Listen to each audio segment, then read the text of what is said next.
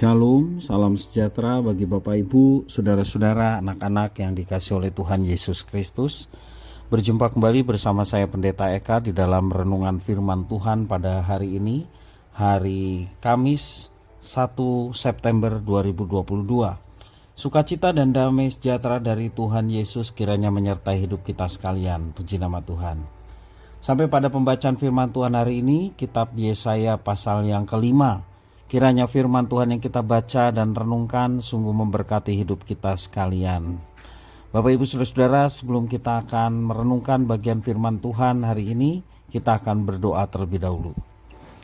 Tuhan Allah Bapa di surga, di dalam nama Tuhan Yesus, kami sungguh bersyukur dan berterima kasih kepada Tuhan yang memelihara hidup kami sampai pada pagi hari ini.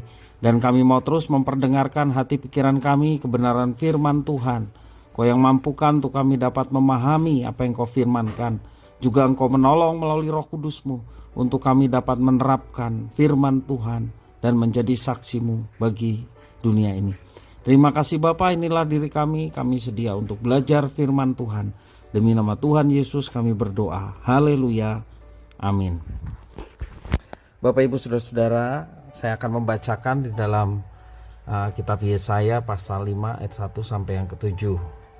Demikian firman Tuhan. Aku hendak menyanyikan nyanyian tentang kekasihku, nyanyian kekasihku tentang kebun anggurnya. Kekasihku itu mempunyai kebun anggur di lereng bukit yang subur. Ia mencangkulinya dan membuang batu-batunya dan menanaminya dengan pokok anggur pilihan. Ia mendirikan sebuah menara jaga di tengah-tengahnya dan menggali lubang tempat memeras anggur. Lalu dinantinya supaya kebun itu menghasilkan buah anggur yang baik. Tetapi yang dihasilkannya ialah buah anggur yang asam. Maka sekarang hai penduduk Yerusalem dan orang Yehuda, adililah antara aku dan kebun anggurku itu. Apatah lagi yang harus diperbuat untuk kebun anggurku itu yang belum kuperbuat kepadanya? Aku menanti supaya dihasilkannya buah anggur yang baik. Mengapa yang dihasilkannya hanya buah anggur yang asam? Maka sekarang aku mau memberitahukan kepadamu apa yang hendak kulakukan kepada kebun anggurku itu. Aku akan menebang pagar durinya, sehingga kebun itu dimakan habis dan melanda temboknya, sehingga kebun itu diinjak-injak. Aku akan membuatnya ditumbuhi semak-semak, tidak dirantingi dan tidak disiangi, sehingga tumbuh putri malu dan rumput. Aku akan memerintahkan awan-awan supaya jangan diturunkannya hujan ke atasnya. Sebab kebun anggur Tuhan semesta alam ialah kaum Israel, dan orang Yehuda ialah tanaman-tanaman kegemarannya. Dinantinya keadilan, tetapi hanya ada kelaliman. Dinantinya kebenaran, tetapi hanya ada keonaran. Bapak Ibu Saudara-saudara yang dikasihi oleh Tuhan Yesus Kristus, nyanyian merupakan salah satu cara mengekspresikan isi hati. Nyanyian kerap kali digunakan untuk menceritakan sesuatu hal secara tersirat. Nyanyian bisa mengungkapkan suasana hati yang gembira, suasana hati yang sebaliknya yakni sedih, kecewa, atau juga bisa marah seperti di dalam nyanyian Yesaya pasal 5 ayat 1 sampai yang ke-7. Merupakan nyanyian kemarahan. Sebagai abdi Tuhan, Yesaya mewakili Tuhan Allah untuk menyampaikan kemarahannya kepada umat Israel melalui sebuah nyanyian.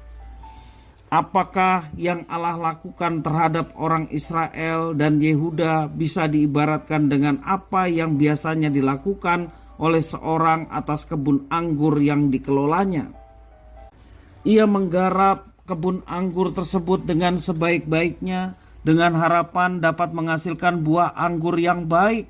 Namun hal yang terjadi justru sebaliknya, karena buah anggur yang dihasilkan kebun anggur itu rasanya asam. Israel adalah umat pilihan Allah.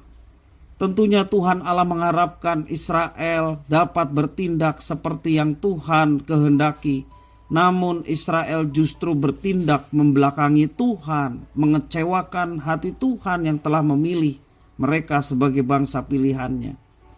Dan akumulasi dosa Israel membawa mereka ke dalam murka Tuhan. Di dalam murka Tuhan, Tuhan berfirman, mengapa yang dihasilkannya hanya buah anggur yang asam? Israel kerap bertindak meleset dari ketetapan Tuhan. Contohnya, ada dosa penyembahan berhala. Jelas itu berlawanan dengan apa yang Tuhan inginkan kepada umatnya.